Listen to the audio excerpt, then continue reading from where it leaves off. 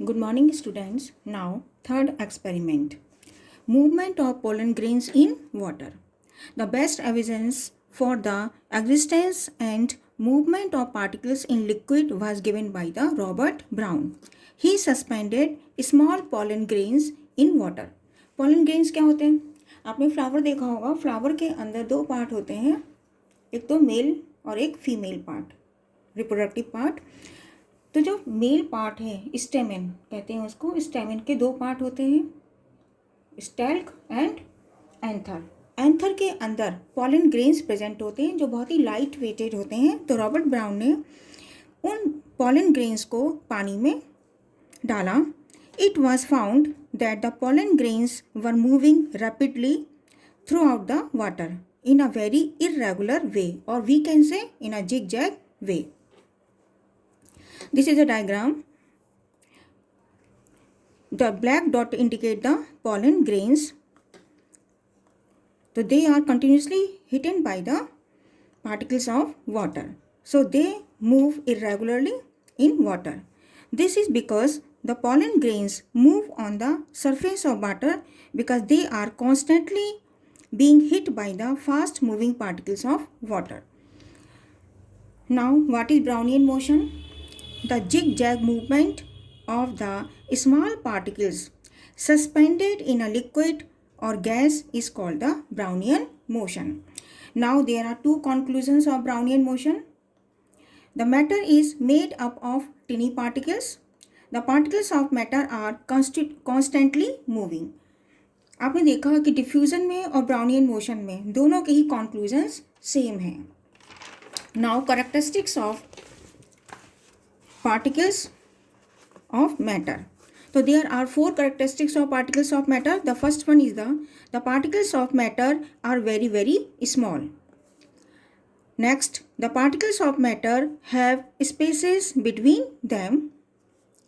Next, the particles of matter are constantly moving.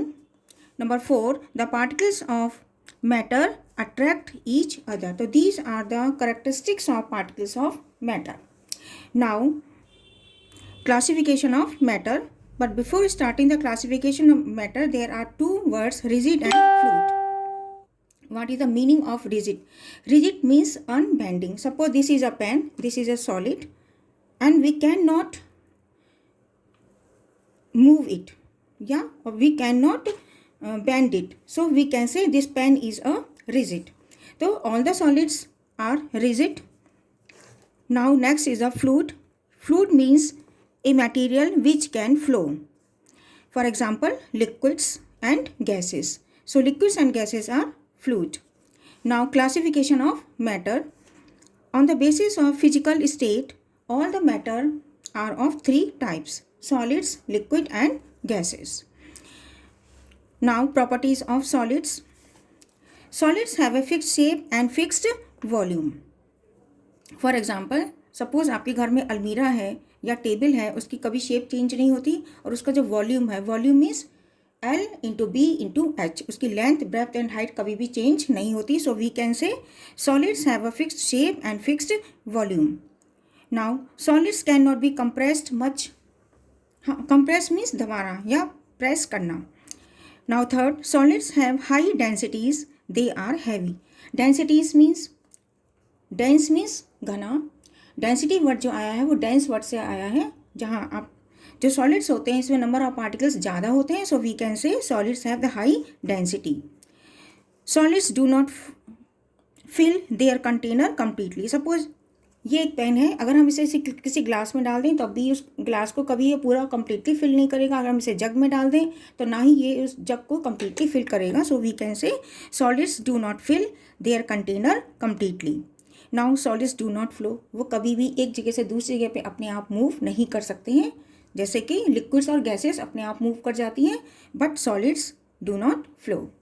Example of solids are stone, brick, iron, wood, table, chair, etc. Now, properties of liquids. Liquids have a fixed volume.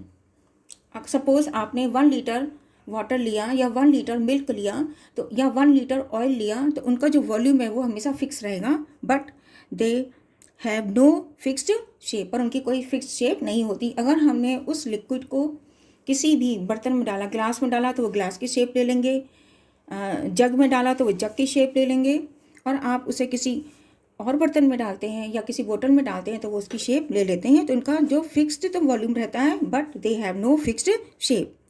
Liquids can not be compressed much, हम इन्हें ज़्यादा compress दबा नहीं सकते हैं। Liquids have moderate to high densities, इनकी density solid से कम होती है और लिक्विड से ज़्यादा होती है। Next, they do not fill their container completely. Suppose हमने 1 लीटर मिल्क लिया और उसे 2 लीटर कैपेसिटी वाले जार में पलट रहे हैं, तो वो कंटेनर को उतना ही फिल करेंगे 1 लीटर तक। So we can say that they do not fill their container completely. Liquids generally flow easily, वो आसानी से बह जाते हैं। अगर आपने 1 गिलास पानी कहीं डाल दिया ज़मीन पर तो वह आराम से बह जाएंगे। Next, properties of gases. Gases have neither a fixed shape और नॉर ए फिक्स्ड वॉल्यूम, तो उनका ना तो कोई फिक्स शेप होता है और ना ही कोई उनका वॉल्यूम होता है fix. Gases can be compressed easily, हम इसे आसानी से दबा सकते हैं। गैसेस हैव लो डेंसिटीज़, क्योंकि इसमें नंबर ऑफ पार्टिकल्स बहुत कम होते हैं तो इनकी डेंसिटी भी सबसे कम होती है। Gases fill their container completely, और जिस भी कंटेनर में हम इसे रखते हैं ये नीचे से ऊपर तक उसको पूरा फिल कर देती हैं। गैसेस फ्लो ईजली, गैसेस आसानी से फ्लो कर जाती हैं। फॉर एग्जांपल, अगर आप अगरबत्ती या धूपबत्ती अपने घर में जलाते हैं या आपके किचन में बहुत अच्छा खाना बन रहा है तो उसकी स्मेल बाहर तक चली जाती है, तो हम कह सकते हैं gases flow easily. For example, air, oxygen, hydrogen, nitrogen etcetera. Now arrangement of particles in solid, liquid and gases. This is the example of solid, this is liquid and this is gas. In solids the particles are closely packed, जैसा कि आप देख रहे हैं कि इसमें जितने भी पार्टिकल्स हैं वो क्लोजली पैक्ड हैं, इनके बीच में कोई इंट्रासेलुलर स्पेस नहीं है। 2 पार्टिकल्स के बीच में अगर कोई स्पेस है तो हम उसको बोलते हैं इंट्रासेलुलर स्पेस, बट यहाँ पर कोई भी स्पेस नहीं है। So we can say the solids have no intracellular spaces between them. There is a strong force of attraction between them, और 2 पार्टिकल्स के बीच में जो फोर्स ऑफ अट्रैक्शन है, मीन्स आप पार्टिकल्स को आपस में बांध के रखना या अट्रैक्ट करना, वो पावर सबसे ज़्यादा किस में होती है? सॉलिड में। क्यों होती है? क्योंकि इनके पार्टिकल्स बहुत ही पास पास होते हैं। The position of particles in a solid are fixed, किसी भी सॉलिड में पार्टिकल्स की पोजीशन बिल्कुल फिक्स होती है, ये कभी भी मूव नहीं कर सकते क्योंकि यहाँ स्पेस ही नहीं है। तो so they can not move, but they vibrate in their position, बस वो अपनी जगह पर रहकर ओनली वाइब्रेट कर सकते हैं, but they can not move. Now in gases the number of particles are small and they have space, intracellular spaces between them and they move here and there, and they have less force of attraction. And in gases the number of particles are very small, the number of particles are very low in number, so they can move easily from here and there, and they have very less force of attraction between them, क्योंकि इसमें spaces ज़्यादा हैं। and they have high kinetic energy. Kinetic energy means K is equal to, kinetic energy denoted by K is equal to half M means mass and V square. तो जो kinetic energy है, V means velocity, M means mass. आप देख रहे हैं कि जो gases हैं उसमें वेलोसिटी सबसे ज़्यादा है। जब वेलोसिटी ज़्यादा है तो kinetic energy किसकी ज़्यादा हो गई? गैसेस की। तो gases have high kinetic energy and solids have very low kinetic energy, क्योंकि वहाँ पर वेलोसिटी नहीं है। And the force of attraction is high in solid, low in liquid and very low in the gases. Now, okay, thank you students.